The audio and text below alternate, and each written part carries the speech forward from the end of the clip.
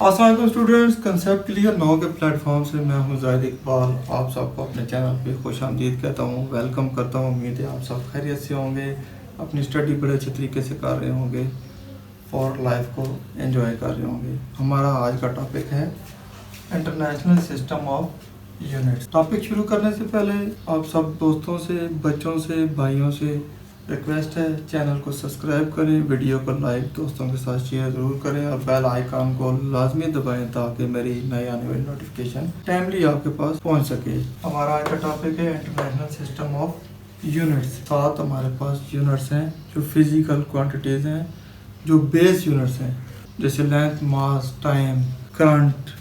ये चीज़ें base units हैं।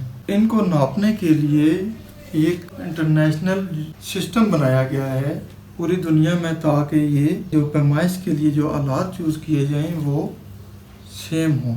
फ्रेंच नेम है SI, सिस्टम इंटरनेशनल। उन्होंने क्या किया कि एक स्टैंडर्ड बना दिया। मिसाल दे रहा हूँ, अक्सर आप समझोगे ISO 9001 सर्टिफाइड, ISO फलां सर्टिफाइड, फलां सर्टिफाइड। ये क्या होता है? इंटरनेशनल स्टैंडर्ड ऑर्गेनाइजेशन होती हैं जो हर चीज़ का स्टैंडर्ड कायम करती हैं, उसको गाए बगाए चेक भी करती हैं ताकि इसमें कोई बेईमानी ना कर सके और पूरी दुनिया पे एक ही कानून लागू हो। मिसाल देता हूँ, अगर पाकिस्तान से हूँ, एक चीज़ का वेट 1 किलोग्राम है, तो अमेरिका में जाऊँगा तो वहाँ पे भी उसका एग्जैक्ट 1 किलोग्राम ही वेट होना चाहिए। ये ना हो कि यहाँ पे मैं नापूँ तो 1 kg वेट हो, वहाँ पे जाऊँ तो वो उसमें से 50 ग्राम कम हो या ज़्यादा हो, तो वो एक इंटरनेशनल स्टैंडर्ड नहीं रहेगा। इंटरनेशनल का मतलब है कि इंटरनेशनल पूरी दुनिया में एक ही स्टैंडर्ड कायम करना। पिछले लेक्चर में मैंने पढ़ा था कि हमारी 7 फिजिकल क्वांटिटीज ऐसी हैं जो बेस हैं, फिर हर बेस से आगे ड्राइव्ड फिजिकल क्वांटिटीज भी मौजूद हैं। तो इसके लिए स्केल बना दिए गए हैं, हर चीज़ का एक स्टैंडर्ड बना दिया गया है और 2 स्केल्स की सूरत में हमारे पास मौजूद हैं और 2 टेबल हमें दे दिए गए हैं। एक फिजिकल क्वांटिटीज़ का है जो नॉर्मल है, बेस है, और दूसरा उनकी डिराइव्ड का, उसका एक अलग टेबल बना दिया गया है। अभी हम डिस्कस करेंगे सिस्टम इंटरनेशनल यूनिट जो कि बेस यूनिट्स के लिए होता है। सिस्टम इंटरनेशनल की जो बेस यूनिट थी, जो मैंने बताया था कि 7 फिजिकल क्वान्टिटीज़ हैं जिनको हम नाप सकते हैं और ये बेस हैं, प्राइमरी हैं। इनसे आगे फिर ड्राइव्ड यूनिट्स अलग है जो इनसे आगे ड्राइव्ड की गई है। तो ये एक स्टैंडर्ड इंटरनेशनल है, इंटरनेशनल स्टैंडर्ड है। इसका मतलब ये है कि यहाँ पे अगर स्मॉल l लिखा हुआ है तो पूरी दुनिया में स्मॉल l ही यूज़ होगा। यहाँ पे स्मॉल m है, यहाँ पे I कैपिटल है, T कैपिटल है, तो पूरी दुनिया में T ऐसे ही होंगे। तो ये जो 7 क्वांटिटीज़ हैं हमारे पास, सबसे पहले है लेंथ। अब लेंथ ऐसी है जिसको हम मेजर कर सकते हैं, तो ये फिजिकल क्वांटिटी है बेस यूनिट। लेंथ को रिप्रेजेंट करेंगे तो उसका जो सिंबल होगा वो L होगा। ये सिंबल्स हैं, ये इसका सिंबल है और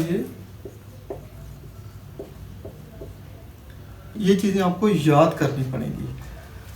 कैपिटल कहाँ पे यूज़ हो रहा है और स्मॉल कहाँ पे यूज़ हो रहा है आपको पता होना चाहिए। सिंबल होगा स्मॉल l, लेकिन उसका जो बेस होगा यूनिट होगी। जैसे मैंने बताया था कि लेंथ को नापने के लिए यूनिट क्या है? मीटर है।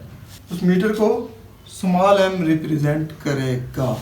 तो जहाँ पे आपने लेंथ लिखना होगा सिंपल, उस जगह स्मॉल l लिखेंगे। उसका जो ऐसा यूनिट है मीटर है, उसका सिंबल स्मॉल m है। इसी तरह मैस है, मैस को स्मॉल m में रिप्रेजेंट करता है और इसका जो ऐसा यूनिट है, जो इसका नापने का जो आला है वो है किलोग्राम। किलोग्राम को स्मॉल K और G से। तीसरा हमारे पास जो बेस क्वांटिटी है वो है टाइम, जिसको हम कैलकुलेट कर सकते हैं और ये इसको स्मॉल t से शो करते हैं। और इसकी जो बेस यूनिट है जिससे इसको नापते हैं वो है सेकंड और वो स्मॉल s से शो करते हैं। इसी तरह हमारे पास इलेक्ट्रिक करंट है, उसको हम कैपिटल I से शो करते हैं, स्मॉल I नहीं लिखेंगे बल्कि ये कैपिटल I होगा। अगर सिर्फ करंट को शो करते हैं, इलेक्ट्रिक करंट को, तो I। अब उसका जो नापने का आला है जिससे करंट नापा जाता है वो होता है एम्पेयर। अब कहते हैं ना इसमें इतने एम्पेयर करंट आ रहा है, ये इतने एम्पेयर का है। एम्पेयर उसकी शिद्दत है। पूरी दुनिया में लेंथ के लिए मीटर ही यूज़ होगा और स्मॉल एम से शो होगा और लेंथ एल से। इसी तरह पूरी दुनिया में मैथ स्मॉल एम से शो होगा और उसका जो नापने का आला किलोग्राम होगा और स्मॉल केजी से। इस तरह टाइम स्मॉल टी से शो होगा और सेकंड में नापा जाएगा और स्मॉल एस से। इलेक्ट्रिक करंट कैपिटल आई और इसको नापने का जो आला है एम्पियर है और ये कैपिटल ए से शो होगा। आगे आते हैं टेम्परेचर। टेम्परेचर भी ऐसी चीज़ है जिसको हम नाप सकते हैं, इसलिए ये फिजिकल क्वांटिटी है, इसको हम कैपिटल टी से शो करेंगे।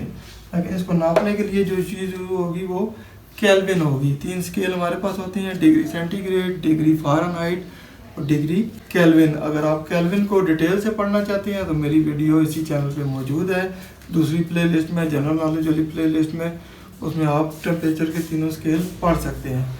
आगे किताब के हिसाब से जब आएगा उस वक्त भी मैं आपको लेक्चर में क्लियर कर दूंगा। उसके बाद है अमाउंट ऑफ सब्सटेंस।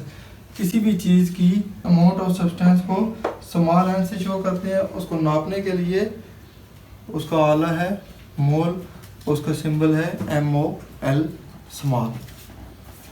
इसी तरह लाइट इंटेंसिटी है, जो रोशनी है उसकी जो शिद्दत है उसको हम कैपिटल L से शो करते हैं इस चीज़ को। इसको नापने के लिए हमारे पास जो आला है वो कैंडेला है और ये CD से शो होता है। इसके बाद हमारा नेक्स्ट है system international SI derived units. अब पहले भी आपको बता चुका हूँ कि डिराइव्ड यूनिट्स वो होती हैं जो बेस यूनिट से डिराइव की गई हैं। मिसाल के तौर पे अब लेंथ हमारे पास बेस यूनिट है, लेंथ की यूनिट क्या है? मीटर। लेकिन जब हम किसी चीज़ का एरिया नापेंगे तो एरिया का क्या हो जाएगा? एरिया होता है मीटर स्क्वायर। अब यहाँ पे लेंथ की जो बेस यूनिट थी उसको मज़ीद आगे ड्राइव कर दिया गया है। पहले हमने लेंथ को ड्राइव किए एरिया में और उसकी बेस यूनिट भी आगे मीटर स्क्वायर में हमने इसकी बेस यूनिट भी यूज़ की। इसी तरह हम कहते हैं वेलोसिटी। वेलोसिटी क्या होती है? स्पीड होती है। अब स्पीड जो हमने यूज़ की है डिस्टेंस था और उसका ऐसा यूनिट थी वो मीटर थी। अब हमने वेलोसिटी में बेस यूनिट क्या होगी? मीटर पर सेकेंड। अब इसमें हमने 2 बेस यूनिट, टाइम की बेस यूनिट भी यूज़ कर ली और लेंथ की भी यूज़ कर ली, क्योंकि वेलोसिटी में टाइम भी इन्वॉल्व हो रहा है और लेंथ भी इन्वॉल्व हो रही है। इसी तरह एक्सेलरेशन, ये rate of change of velocity होता है कि आपने जो स्पीड है उसको जब बढ़ाते हैं तो कहते हैं एक्सेलरेशन ज़्यादा हो गई है। अब एक्सेलरेशन में जो हमारा टाइम था वो कम होता गया, यानी कि देखें एक नॉर्मल वेलोसिटी से जा रहे हैं, डिस्टेंस और टाइम बराबर जा रहे हैं, लेकिन आप उस चीज़ को स्पीड बढ़ा देते हैं तो डिस्टेंस और टाइम जो है उनमें डिफरेंस आ जाता है। आप जो डिस्टेंस कवर कर रहे हैं थोड़े टाइम में कवर कर रहे हैं, पहले आप एक नॉर्मल टाइम में कर रहे थे, आपने एक्सेलरेशन बढ़ा दी तो टाइम उसमें कम हो गया। तो इसमें जो फार्मूला होगा वो मीटर पर सेकंड स्क्वायर हो जाएगा। अब इसमें भी हमने लेंथ की यूनिट यूज़ की और टाइम की यूनिट यूज़ की। कुछ ऐसी डिराइव्ड यूनिट्स हैं जिनको एक स्पेशल नाम दे दिया गया है, उनको भी एक अलग से स्टैंडर्ड बना दिया है, क्योंकि है तो वो डिराइव्ड यूनिट ही एक चीज़ से दूसरी होंगी वो डिराइव्ड यूनिट ही, लेकिन उनको एक अलग से एक स्पेशल नाम दे दिए गए हैं। बुक में आपको एक मिसाल दी गई है फोर्स की। अब फोर्स की ऐसा यूनिट जो सी है किलोग्राम मीटर पर सेकंड स्क्वायर। इसमें हमने बेस यूनिट की ऐसा यूनिट पहले कौन सी यूज़ की? मैस की यूज़ की जो कि किलोग्राम थी, फिर मीटर यूज़ की जो कि लेंथ की थी, फिर सेकंड यूज़ की जो कि टाइम की थी। इसमें हमने 3 बेस यूनिट की ऐसे यूनिट्स यूज़ की, मैस की, लेंथ की और टाइम की, और इसको एक स्पेशल नाम दे दिया गया है न्यूटन का नाम। अगर ये 1 किलोग्राम मीटर पर सेकंड होगा तो ये 1 न्यूटन होगा, अगर ये 2 होगा 3 होगा तो उसी तरह उतने न्यूटन बढ़ते जाएंगे। तो यहाँ तक आपका कंसेप्ट क्लियर हो गया।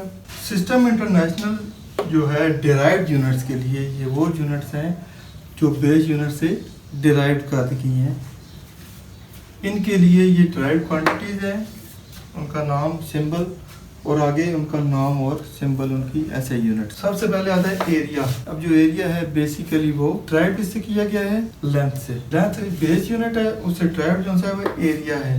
एरिया है उसका जो सिंबल है वो कैपिटल ए है और उसका ऐसे ड्राइव यूनिट है वो है मीटर स्क्वायर। उसी तरह वॉल्यूम है। अब ये वॉल्यूम भी बेसिकली लेंथ से ही निकाला गया है। एरिया और वॉल्यूम में थोड़ा सा डिफरेंस होता है। एरिया जो होता है लेंथ इंटू ब्रेड्थ होती है, लेकिन वॉल्यूम में उसकी हाइट भी आ जाती है, पूरा वॉल्यूम होता है। ये भी बेसिकली लेंथ से ड्राइव किया गया है।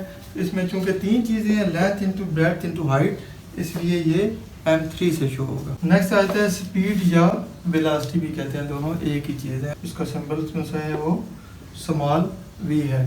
और इसका जो ऐसा यूनिट है जिससे इसे नापा जाता है वो है मीटर पर सेकंड। अब इसमें दो बेस यूनिट्स इन्वॉल्व हो गई हैं। कौन सी, एक इसमें लेंथ इन्वॉल्व हो गई है और दूसरा इसमें टाइम इन्वॉल्व हो गया है। तो इसका जो सिंबल है ms-1 भी कर सकते हैं, इसकी पावर -1 भी कर सकते हैं, या m/s भी कर सकते हैं, दोनों सेम चीज़ है। उसके बाद है एक्सेलरेशन। अब जो वेलोसिटी थी इसको जब बढ़ा दिया गया या कम कर दिया गया, rate of change of velocity is called acceleration.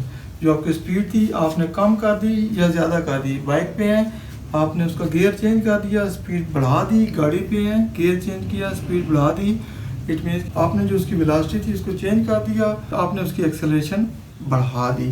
तो इसमें भी चीज़ें वो ही दोनों डिस्टेंस और टाइम ही होंगी, सिर्फ टाइम थोड़ा सा कम हो जाएगा, डिस्टेंस ज़्यादा हो जाएगा। तो इसका फार्मूला क्या है, मीटर पर सेकंड स्क्वायर।